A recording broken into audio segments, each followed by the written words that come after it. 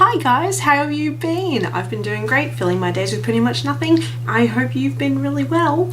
Not much has been going on for me. Some exciting things, some not so exciting things. Lots of sewing, lots of tape, lots of sitting on my ass playing Facebook games, but you know, that's life. How have you been? Oh, I forgot this is a one-way thing. Oh well. Sorry I'm all rugged up and warm looking. It's really cold at the moment because in Australia it's now in winter.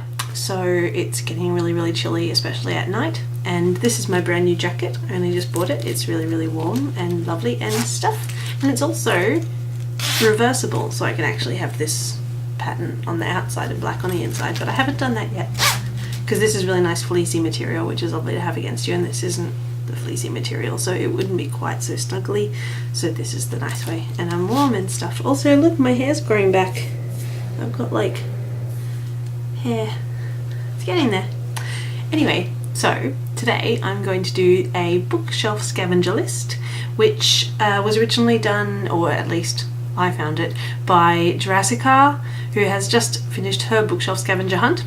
And here we go. And one more thing before I begin, the scavenger hunt list will be down in the description below, and I'm not really going to do much, you know, important tagging. I might tag a couple of friends, but I don't know if they'll do it. But if you decide to want to do it and you think that you've got enough books to do it, then go right ahead. I would love to see it, and you can even make them video responses to this one if you want. So the first one on the list is find an author's name or title with the letter Z in it. So that was pretty easy because the first thing that I saw on my shelf was the Harry Potter books and The Prisoner of Azkaban. So Prisoner of Azkaban is my book with the letter Z in it. I love the Harry Potter books. I have the whole matching set of them, gradually collected as I had money and I found the right ones. So yeah, I love reading them. I love the movies. I have all the movies too. I'm not a massive Harry Potter fan, but I do quite enjoy them. So yeah. Next on the list is find a classic. So my classic is Les Miserables by Victor Hugo. And also check out the cover. It is so beautiful. It has little red birdies. And it's really nice and very thick, and I love it. It was a really nice read. The translation is really good, apparently. It's apparently one of the best translations of Les Miserables, so I was really happy to have found a really good translation in a really beautiful book. And yeah, it's great and stuff, and if you haven't read it, you should read it, but do some looking into which ones are the good translations that carry the intent, not just the straight word translation. This one is translated by Norman Denny. So Norman Denny translated this one, so if you want to get Norman Denny's translation, I would advise it because it's good. Now the next on the list is to find a book with a key on it. Now I searched for ages to find a book with a key on it, and I thought I didn't have one. I'm like, this is ridiculous. There's no books on my bookshelf that have a key on them anywhere. So originally, the next on my list was going to be the book The Monkey's Mask, because it has key in the title. But then I came in here and I sat down and I went to make the video, and then I looked to my left, and on the shelf where the books that I'm currently kind of reading are sitting, I found Pandora by Anne Rice, which has a key on it. So there you go. Pandora by Anne Rice is my book with a key on it. But since I already brought it in, I'm going to talk about both books. So Anne Rice, Pandora, I literally haven't read it. It's sitting on my to-read shelf, so I will get to it. But my story with Anne Rice is that when I was in high school, I collected all of the Vampire Chronicles books. You know, like Vampire Lestat, Queen of the Damned, Interview with a Vampire, Memnoch the Devil, the whole set of them, and I have read all of them. And then Pandora is the New Tales of the Vampires, which I don't know anything about, to be really honest. I have briefly read the back, and it doesn't actually give anything because it's all just reviews. So Anne Rice, yay. And The Monkey's Mask is a book that I have because I studied it in uni. It's all poetry. It's entirely, it's a story told in poems, and it's pretty free verse, and it's basically a detective story about a lesbian detective and it's very sexual, violent, all sorts of things. Your smell fills the room like flowers, but your eyes fill my heart like thorns. You care about the pain of the poor, why can't you feel my pain? Would you hold me gently if I was an Aboriginal? Would you listen to my dreams if I spoke battered English? Hold me, listen to me, forget who I am, forget I'm pretty, pretend I'm disadvantaged. Because around you I don't have to pretend I'm disadvantaged. You make me unemployed, you make me persecuted, you make me black, you make me very blue. Help me like you help others. Even your cum smells like flowers. Your eyes, like bullets and knives. That's about the maturity level of most of the book, but it's good fun, and it's good for a laugh, so give it a go if that's your thing. The next thing on the list was to find something on your bookshelf that's not a book, so mine is this candle. It's really nice and stuff, and it's got all these glass things all together and stuff to make it look all pretty. I got this as a Christmas present from my dad's fiance. I think the thing was that she bought the holder and she made the candle, and it's really nice perfume. It's really good and stuff, and I've only burnt it once, but I might burn it again soon if I have like a bubble bath or something. The next is to find the oldest book on my bookshelf, and that was easy. This is the Bible that was given to my, let me work this out, my great grandmother, I think. Or maybe no, that can't be right. She's my grandmother's grandmother, so she's just my great grandmother. I don't know. She's my grandmother's grandmother. So this was given to her on her wedding day back in 1908. And it's awesome, and it actually has their marriage certificate in the middle of the book. Whoop. There's pages falling out and bits and pieces in there as well, but it's very cool. It's got handwriting in it where the marriage certificate has been signed. It's got a family record in there. It has memorandums of their baptism. So as somebody who studies religion and reads the Bible for information on what I can use in terms of understanding religion and the part that it played in my life, it has been a very interesting addition to my bookshelf, and as well as the fact that it's part of my personal family history. It's very cool, and also it's leather bound, embossed with beautiful designs, and really, like, it smells really dusty and stuff, but it's really cool, and it's quite a special thing to have. Next on the list was quite easy to find because there was a lot of them. It is a book with a girl on the cover. So being a girl, I kind of have a lot of books that are about girls, and especially ones that come with girls on the cover. So I picked one of my favourites of late, which is The Lovely Bones by Alice Sebold. The book is amazing. Every time I read it I end up bawling my eyes out. The movie was horrific and should never have been made, so let's not continue talking about that. But the book really is incredible, and I would advise anybody who thinks that they can deal with the issues of, you know, someone like a teenager being raped and murdered, as long as you're able to deal with that, then you should definitely get your hands on it, because it really does carry a really strong message about grief, the grieving process, and everything that can really help in that sort of line of things and life and stuff. Finding a book with an animal in it was also quite easy, but then I just decided to pick one of my favourites, which is Wind in the Willows by Kenneth Grahame. It's all animals, so I figure that's probably a safe bet of a book with animals in it. I'm guessing most of you have probably come across it in your life, so I probably don't need to talk about it, but if you haven't read it, what's wrong with you? Go and read it. It's lovely. For finding a book with a male protagonist, I chose Abraham Lincoln Vampire Hunter. Seth Grahame-Smith is an awesome author. He does some really fun books, and really creates characters really well, sets scenes really well, and is really entertaining. So while you can't take it too terribly seriously, it's certainly lots of fun, and and it ended up being a really cool movie too. I really liked that movie. I thought they did a pretty good interpretation of the book, so yeah. Go see the movie, it's a bit of fun. Read the book, it's awesome.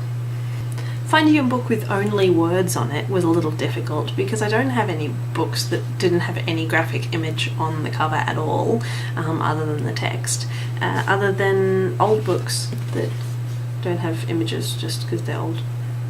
So for this one I've got The Story of Robin Hood, and it's just a lovely old fabric cover book.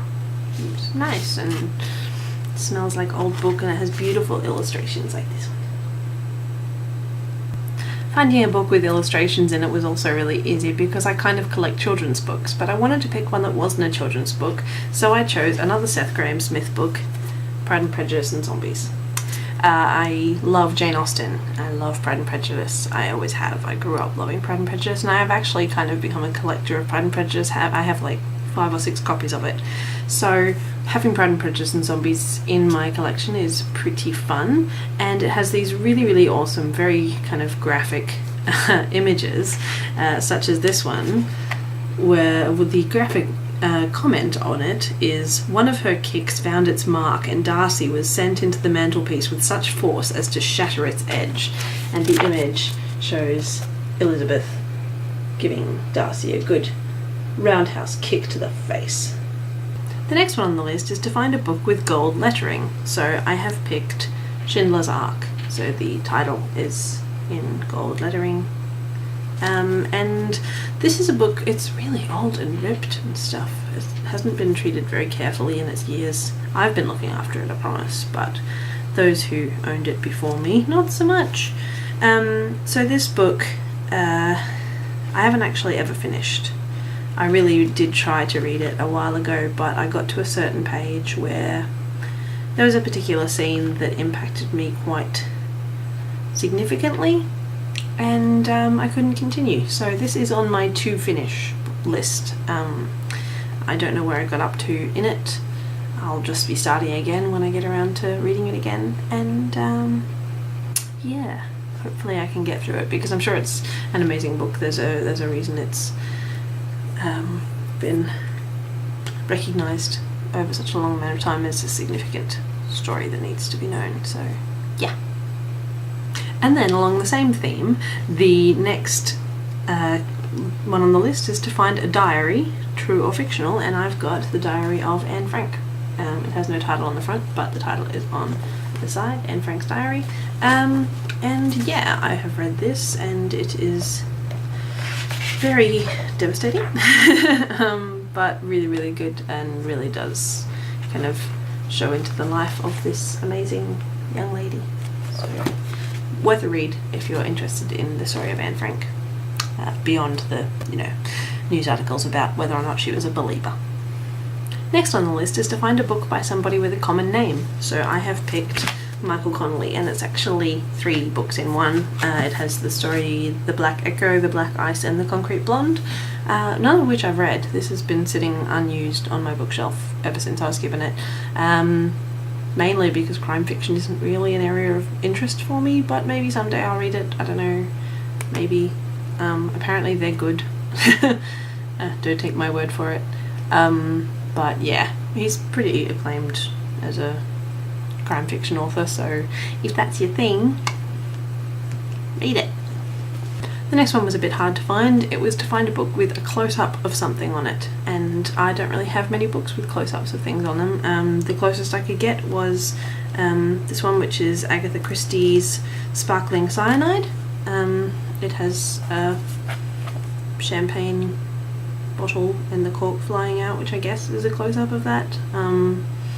But yeah, it's a very good book. I only just recently actually read it again and reminded myself what a great story it is, so if you're interested in that kind of fiction, then yeah, it's good. Mystery and solving creepy crime, blah blah blah. It's good. Just do it. Just Agatha Christie, there's a reason she's well known.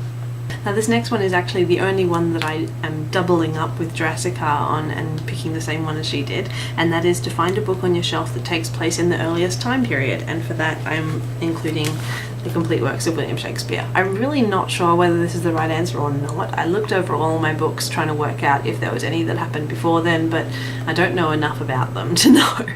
So complete works of William Shakespeare, and I've mainly gone to that because it's this huge box set, and on the edge is the reclining Shakespeare over the 3 books. So I've always loved this set. We've had it for years, as long as I can remember. So this is the book that these are the books that actually introduced me to Shakespeare, and now I love Shakespeare, and yeah, so I love this set. It's very special to me. Next is to find a hardcover book without a jacket, and a lot of my books are hardcover without jackets. Quite a few of them are just the old style books like the Robin Hood that I showed earlier, and others are awesome like this one, which is The Mighty Book of Boosh. So I love The Mighty Boosh. I think they are fantastic and awesome, and The Mighty Book of Boosh is basically a compilation of all of their stuff: humour, big pictures, hilarity, poems, things, lots of pictures. That's the wonderful boys there. And yeah, it's just a little sight into their crazy, crazy world, the world of the Mighty Boosh. Almost done. Now we need to find a teal or turquoise coloured book, and I'm going to go with Out of Oz by Gregory Maguire. This is the final book in the Wicked series. So Wicked, which became a musical, which is amazing, then followed by Son of a Witch, A Lion Among Men, and now Out of Oz. They are brilliant and amazing, but I've found that they are really a acquired taste. I've found that the people that I've gotten to read them, they either love them like I do, or they really just can't tolerate it. So give it a go. If you like it, get the whole set. If you don't, that's okay, I still love you. Second last one is to find a book with stars on it. So I have chosen The Adventures of the Wishing Chair by Enid Blyton, which I love and I grew up on. And if you look down the bottom, there's stars. I really struggled to find a book with stars on it, but I'm really glad that I found them on this, because this is one of my favourite books from when I was growing up. So it's really cool to be able to include it in this video. And to go with that point, I actually do collect a lot of children's books. Being a primary school teacher, I like to have children's books so that I can take them with me for teaching days and read them to the kids.